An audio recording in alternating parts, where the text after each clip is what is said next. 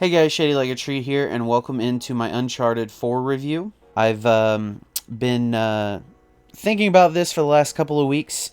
I've finished the entire playthrough of the game. I've re-recorded some things. I have some thoughts here that I thought I would share with you guys.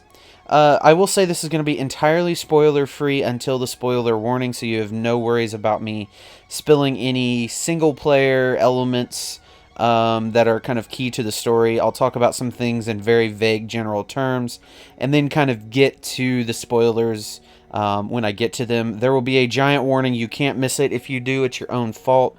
So I'm just going to get right into it. So one of the first things that I kind of noticed throughout my playthrough is how much better the controls are than they've been in the previous games. One of the things I had a complaint with before is that there was a lot of getting stuck. Just getting stuck on objects, not kind of being able to go exactly where you want to go.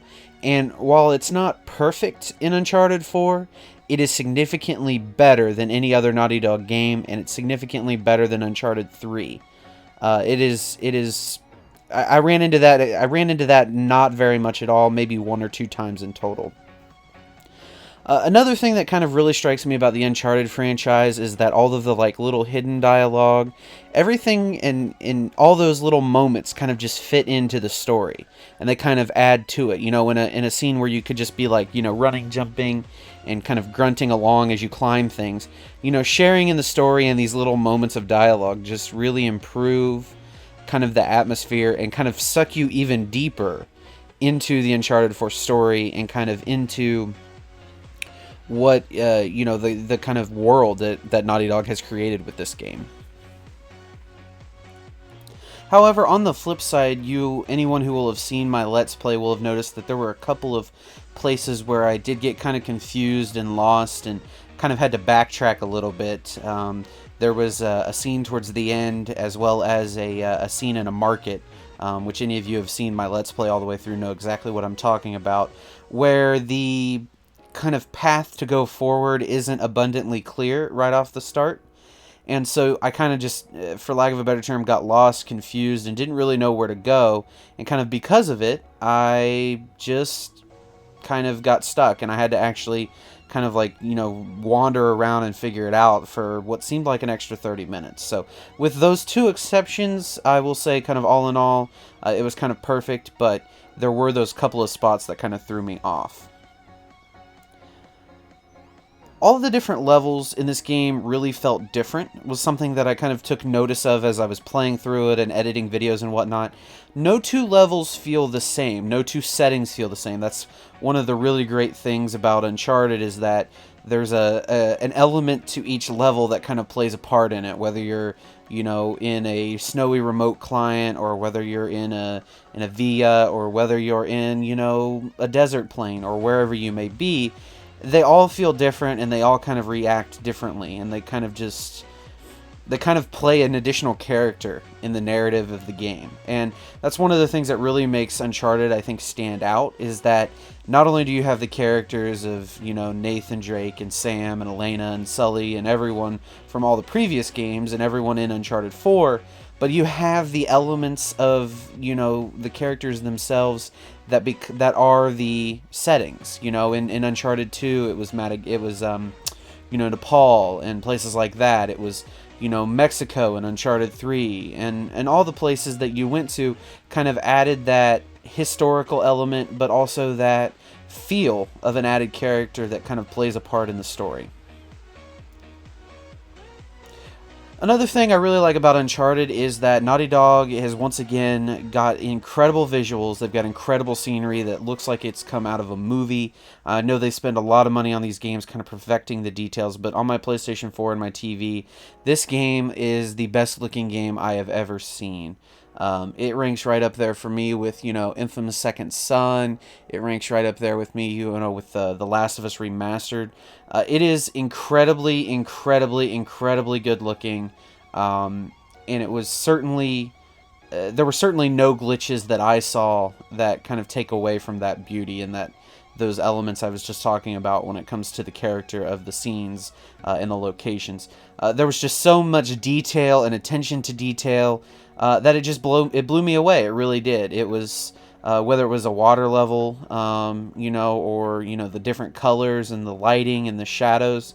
The game as a whole is just incredible to look at and is fantastic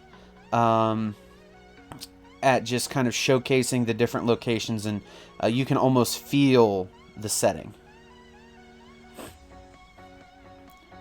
There were a lot of new elements to this game, including the grappling hook, which I thought made for some really new and interesting gameplay.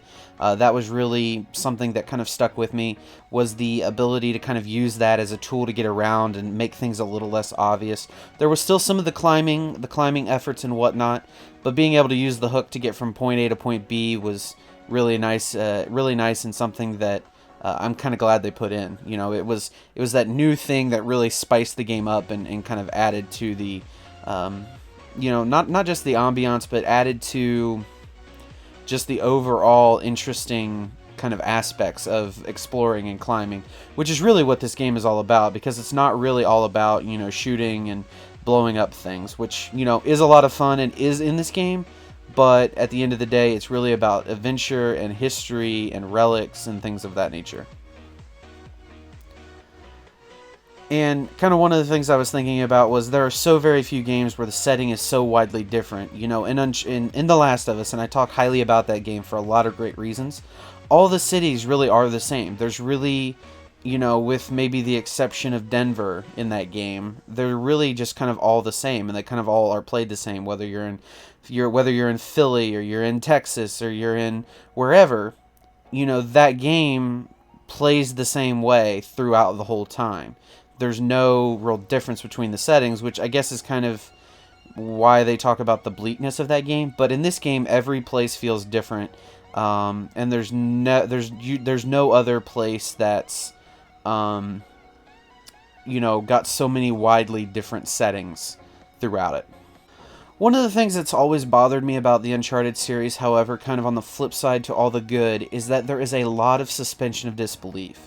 In the third game, there was all that mystic and drug LSD-induced stuff that you went through, and in the second game, there was a lot of just improbable stuff that kind of comes up.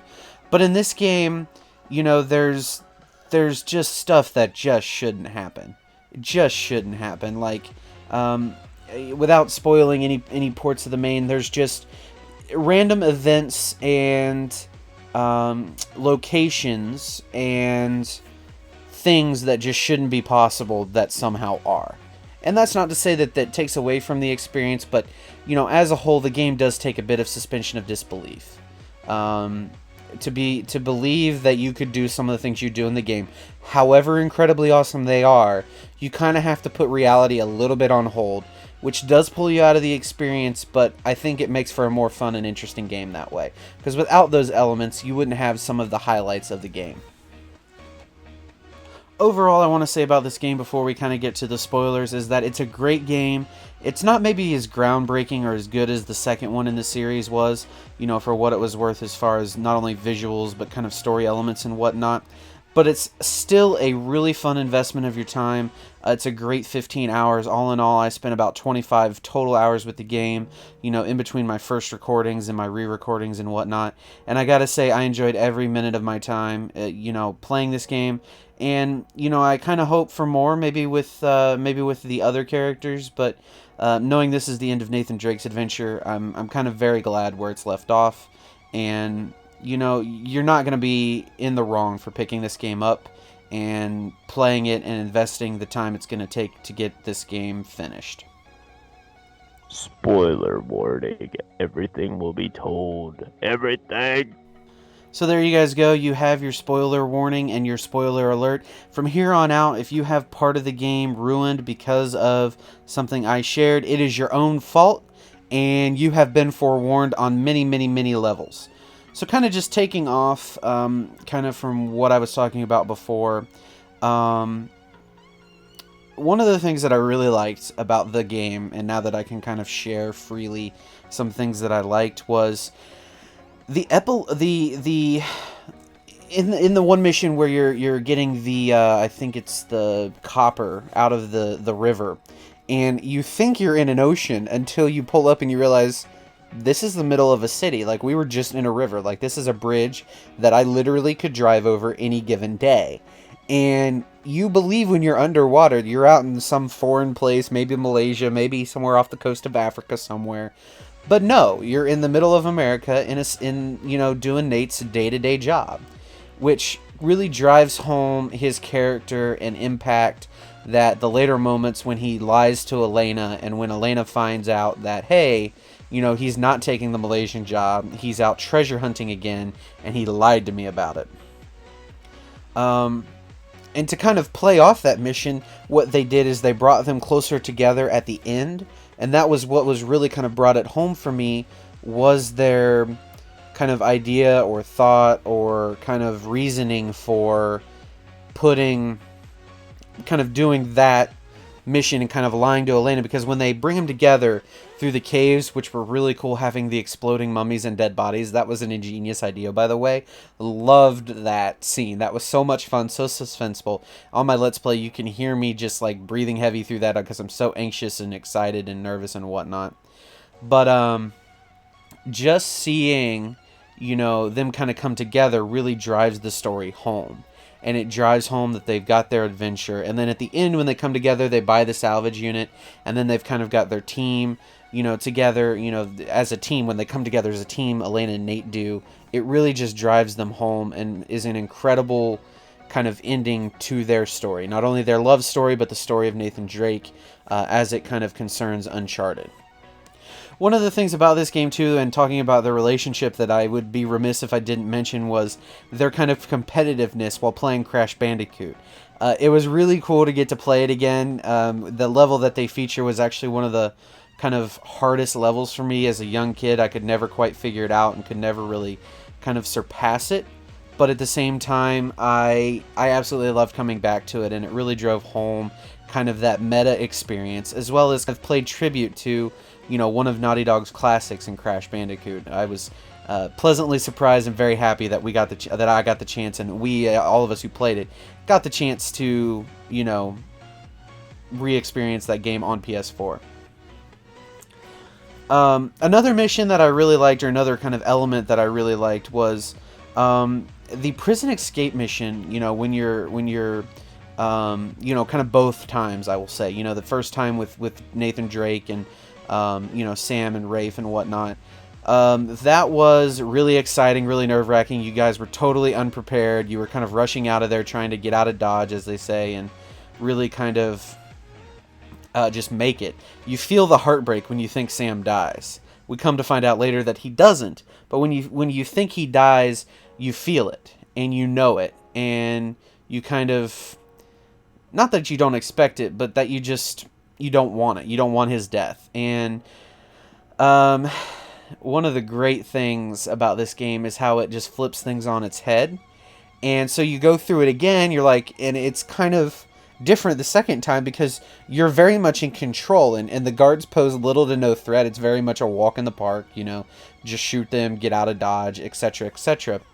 And then you come to find out later in the game that it's all a lie. It's all made up. It's a fake story that Sam tells Nathan to kind of make his escape believable, and he didn't even question it. When Hector Alizar has been dead for several years, that Rafe bought him out to help him find the treasure, and he's been kind of behind the scenes working with Nathan, avoiding Rafe, knowing full well that Rafe broke him out of prison. And so it was like all those elements just come together to be like, are you really kidding me? Like, is this legit? And it's the ultimate betrayal for Nathan. It is the ultimate betrayal for Nathan. And yet, at the same time, it really shows his character, because he goes anyway and he rescues Sam. And he goes and he saves his butt, I think 2 more times after that. Number 1, when he breaks him out. And then number 2, when he goes after the treasure the second time. One of the elements I really liked, too, about kind of the history side of things was how everyone turned on each other. The pirates, all of that, their utopia that was or wasn't, was an interesting story, and how, they think that, these pirates could live in harmony and they pulled their treasure together and yada, yada, yada.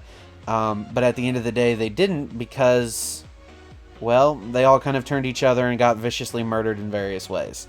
And you kind of see that as you play throughout the game, and as you kind of, learn more about the history of, what their relationships were, or lack thereof, and how they all kind of died at the table, there. And then Thomas too, and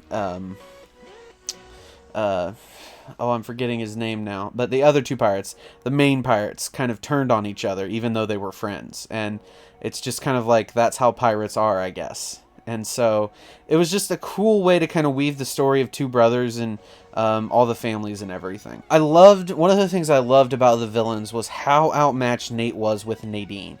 In both instances, he gets his ass absolutely handed to him. And he was just outmatched, outplayed, and completely unprepared for her. And the only way he kind of ended or saved those fights was because an outside force contributed to his, I don't want to say victory, but to his survival, I guess, for lack of a better term. That's what it took, was it took an outside force to say, I'm going to influence here, and, there's nothing you can really do about it. So she totally won both fights, and he was outmatched.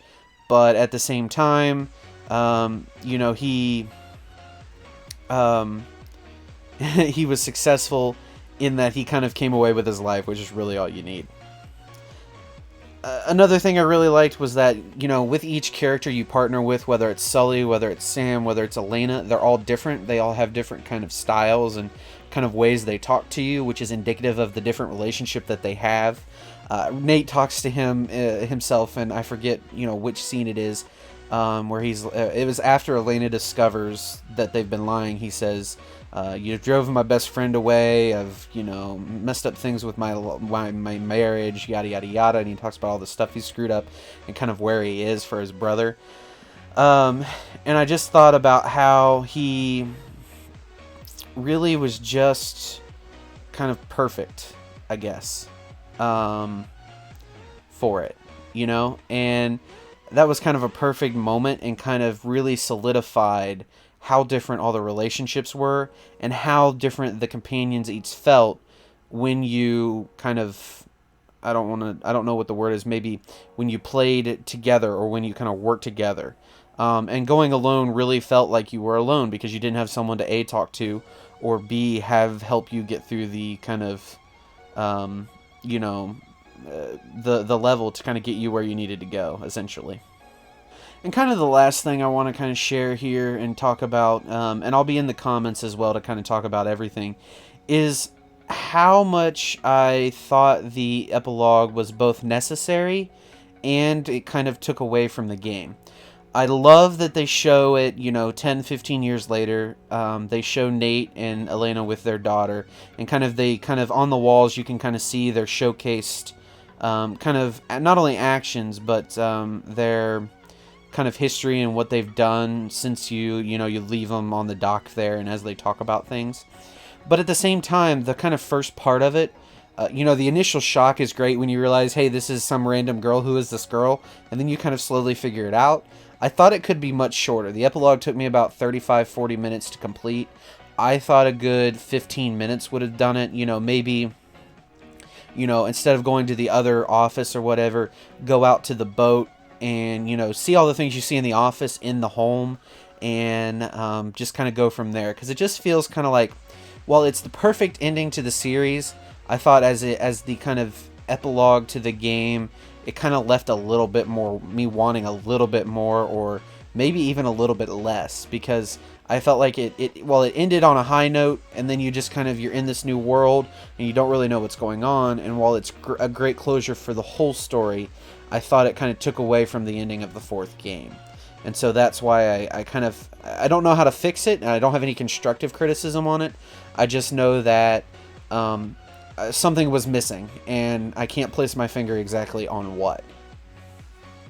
But anyway, guys, thank you so very much for watching. This has been my Uncharted 4 review. It's been 20 minutes of me kind of rambling and talking about this game. Kind of just to reiterate, I absolutely love this game. This is probably my favorite game of 2016, unless something else blows it out of the water. But this is exactly the experience I waited for. This is exactly the experience I wanted, and I am so very happy that I got the opportunity to play it.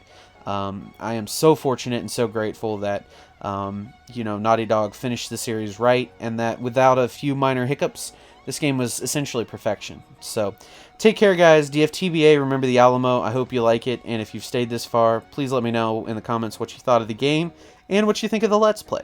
Take care. Have a good day.